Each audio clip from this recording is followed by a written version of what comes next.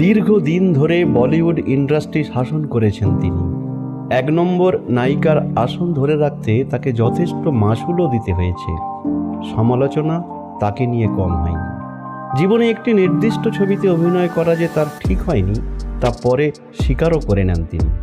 ছবির নাম দয়াবান। এই ছবিতে বিনোদ খান্নার সঙ্গে তার ঘনিষ্ঠ দৃশ্য ছিল যথেষ্ট বিতর্কিত, যে দৃশ্যটির জন্য আজও তাকে সমালোচিত হতে হয়। তিনি জনপ্রিয় অভিনেত্রী মাধুরী দীক্ষিত।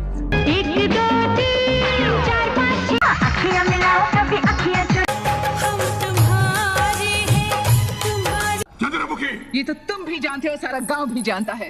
उनके घर में औलादें पैदा होती है तो भी तुम जैसे ठाकुरों की वजह से। 1967 সালের 15ই মে মুম্বাইয়ের একটি মারাঠি ব্রাহ্মণ পরিবারে জন্মগ্রহণ করেন মাধুরী। ছোট থেকেই কত্থকের প্রশিক্ষণ নেন। ইন্ডাস্ট্রিতে মাধুরীকে কেরিয়ারের শুরুতে প্রচুর স্ট্রাগল করতে হয়েছে। কঠোর পরিশ্রমের সুবাদেই শ্রীদেবী মীনাক্ষীর হাত থেকে তিনি নিতে পেরেছিলেন বলিউডের রাজ্যপাট। 1984 সালে মাধুরী বলিউডে আত্মপ্রকাশ করেন অবোধ ছবিতে, তাপস পালের বিপরীতে। প্রথম ছবি বক্স অফিসে ব্যর্থ হওয়ায় ধাক্কা খায় মাধুরীর কেরিয়ার।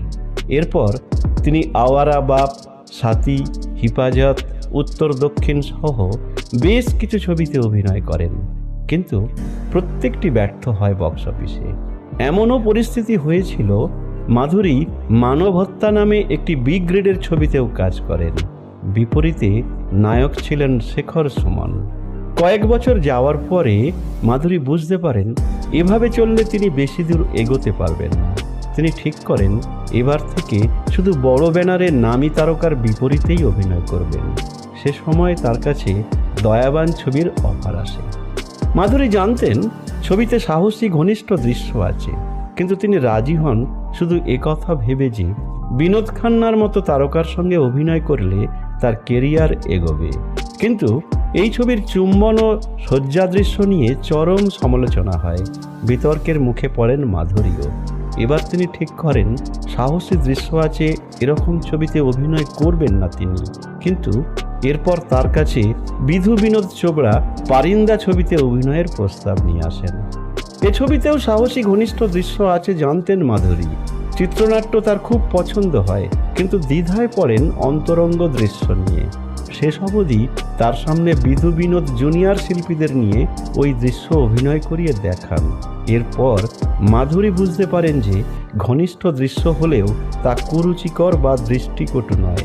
তিনি রাজি হন অভিনয়ে, কিন্তু এরপর তার সমস্যা হয় চুম্বন দৃশ্য নিয়ে। পরিচালককে জিজ্ঞাসা করেন কোনোভাবে কি এই দৃশ্য বাদ দেওয়া যায় না। এবার বিধু বিনোদ বিরক্ত হয়ে বলেন ছবিতে তার এই দৃশ্য চাই না। তার আচরণে মাধুরী বুঝতে পারেন কোথাও যেন একটা ভুল হয়ে যাচ্ছে। তিনি বিধু বিনোদের সঙ্গে কথা বলেন। পরিচালক তাকে বোঝান যে এই ছবিতে তিনি মাধুরী নন, তিনি পারো। তাকে এই চরিত্রের মধ্যে ঢুকে যেতে হবে। বিধু বিনোদের কথায় বুঝতে পারেন মাধুরী। ছবির পর্দায় করা অভিনয়কে তিনি ব্যক্তিগত জীবন থেকে দূরে সরিয়ে রাখতে শেখেন। পেশাদার ও ব্যক্তিগত জীবনকে জড়িয়ে ফেললে যে আখেরে সব দিক দিয়েই ক্ষতি বুঝতে পারেন তিনি। পারিন্দা বক্স অফিসে সফল হয়। জাতীয় পুরস্কার জয়ী এই ছবি মাধুরীকে তার কেরিয়ারে এক ধাক্কায় এগিয়ে দেয় অনেকটাই। পরে অনেক ছবির সাহসী দৃশ্যেই সাবলীলভাবে অভিনয় করেন মাধুরী। তিনি স্বীকার করেছিলেন কেরিয়ারের শুরুতে ঘনিষ্ঠ দৃশ্যে অভিনয় করতে তিনি হোঁচট খেয়েছিলেন। তার অস্বস্তি হয়েছিল ঠিকই, কিন্তু এই অভিজ্ঞতাই তাকে পরিণত নায়িকা হয়ে উঠতে সাহায্য করেছে। রামলিখন, ত্রিদেব, থানাদার, খলনায়ক, দেবদাস, আঞ্জাম, তেজাব সহ 70টির বেশি বলিউড ছবিতে অভিনয় করেন মাধুরী। 6 বার ফিল্মফেয়ার পুরস্কার এবং 2008 সালে ভারত সরকার তাকে দেশের 4র্থ সর্বোচ্চ সম্মান পদ্মশ্রী দিয়ে ভূষিত করেন। 1999 সালে শ্রীরাম মাধব নেনেকে বিয়ে করেন মাধুরী। তাদের 2 পুত্র অরিন এবং রায়ান।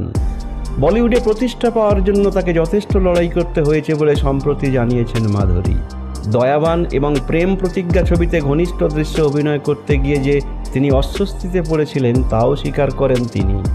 ওই 2 ছবিতে বিনোদ খান্না এবং রঞ্জিতের আচরণও তার স্বাভাবিক মনে হয়নি বলে ঘনিষ্ঠ মহলে অভিযোগ করেন। তবে সকল প্রতিবন্ধকতাকে অতিক্রম করেই তিনি হয়ে উঠেছিলেন বলিউডের প্রথম সারির অভিনেত্রী। ধন্যবাদ।